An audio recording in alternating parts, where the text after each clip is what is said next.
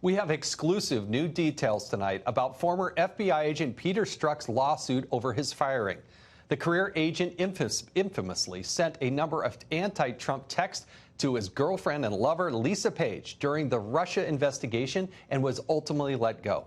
Last week, Strzok filed a lawsuit claiming he was fired, quote, as the result of unrelenting pressure from President Trump and his political allies in Congress and the media, which included, quote, constant tweets and other disparaging statements by the president, as well as direct appeals from the president and then Attorney General Jefferson Sessions and FBI Director Christopher Wray. Joining me now is Trey Gowdy, former chairman, second best chairman of the House Oversight Committee and Fox News contributor. I had the pleasure and honor of serving with Mr. Gowdy throughout my time in Congress, and I like the spectacles that you've got going on here. We were expecting something dramatic with your hair or your suit, but I love the glasses, and I'm glad that you could join us here tonight. Mick Mulvaney told me glasses make you look smarter, but I don't think it's worked for either one of us. No, it certainly didn't work for Mick Mulvaney. So, Trey, thank you so much for joining us here. Yes, sir. But you've got, you're one of the few people, you and John Ratcliffe, the congressman out of Texas, who have actually read the unredacted versions of the so-called 302s and the FISA applications and whatnot. You have Mr. Strzok here who's claiming he was fired because, you know, the president was tweeting about him. But what's the reality about how and why he was fired?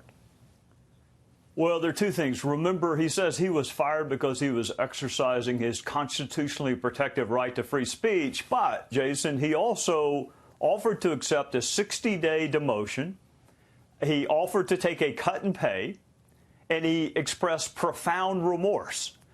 So you don't express profound remorse for exercising a constitutionally protected right, and you don't agree to a 60-day suspension and a cut in pay and a demotion if you ain't done nothing wrong.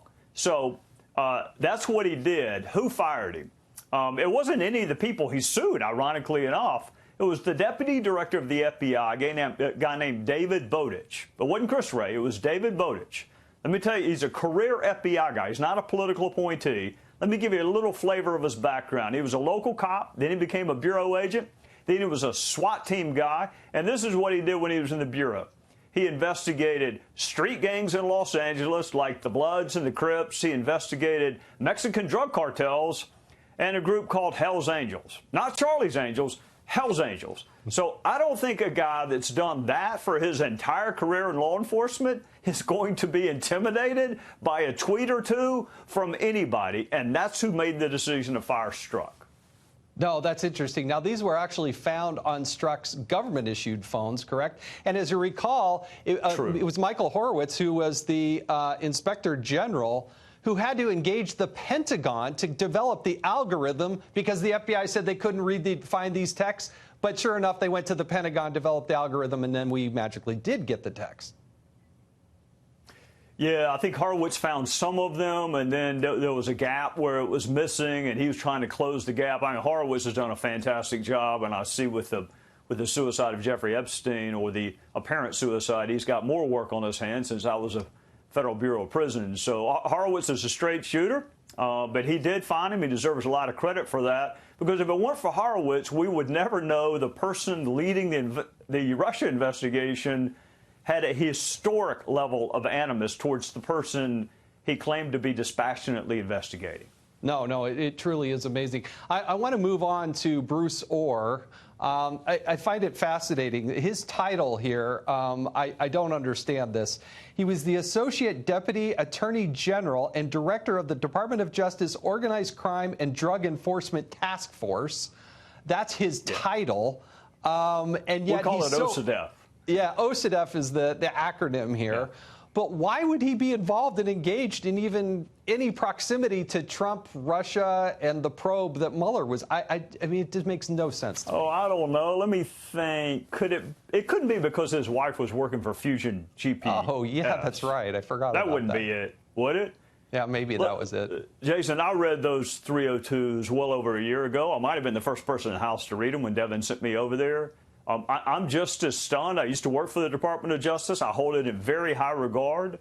but you have an FBI source who was defrocked. He was let go because he couldn't follow the rules. And then, oh, by the way, he said he was desperate to keep Donald Trump from becoming president. That's the FBI source. They got rid of him. They canned him, legitimately so. That's Mr. Then Steele. he finds a willing conduit of information. Yeah, that's Christopher Steele. So Steele, he can't talk to the Bureau anymore, so then he talks to a senior-level DOJ official, and he's running his information through a prosecutor. It is unheard of. I mean, first of all, imagine a local cop who was, or a local informant or source who was let go because they're biased. And because he can't follow the rules. You wouldn't want them on any kind of case, much less an investigation like this. But Bruce Orr carried his information to DOJ, put himself in the chain of custody, which is also unheard of for a prosecutor. I'm stunned when I read the articles, but I knew about it a year ago, so I guess my level of stunment has dissipated some. So, and remember, Nellie Orr is one of less than 20 employees over at Fusion GPS, and this proximity between Nellie Orr and Bruce Orr, and with a defrocked, as you said, Steele, who was discredited. Remember, it was the FBI that said you can no longer do business with Mr. Steele, but the timeline is such that they continue to do business together, correct? Right, but why? Why? He wouldn't follow the rules. He didn't even follow the FBI's own rules. So they have a source that they can't keep as a source because he can't do the handful of things they said, hey, you got to do or don't do. In this case, can't talk to the media, but he did it anyway. The punishment is you're no longer a source. The punishment is not you get to get your information to DOJ another way. It just doesn't work that way, not supposed to. Yeah. Real quickly, Jerry Nadler has caused a lot of confusion on a lot of fronts, pretty much everything he's involved with. But the idea is this impeachment or is it not impeachment? Is it informal impeachment or formal impeachment? What is it? I think it means you wear a tuxedo instead of a Hawaiian shirt. If it's formal, I have no idea what that means. I mean, what is informal impeachment? Look, Jerry's in a tough spot. You got some really charismatic New York politicians, Alexandria Hakeem, Kathleen Rice. He just ain't one of them.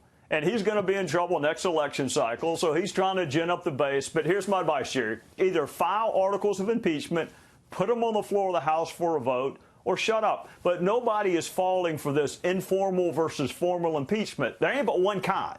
Go file your articles of impeachment, put them on the floor. You'll win in the House. You'll lose in front of the jury. But go ahead and do it. But there's no such thing as informal impeachment. I love that. Just don't wear a tie. It's informal impeachment. Or tails or gloves. Yes. Congressman, thank you so much. One of America's best, Trey Gowdy. We appreciate you being here.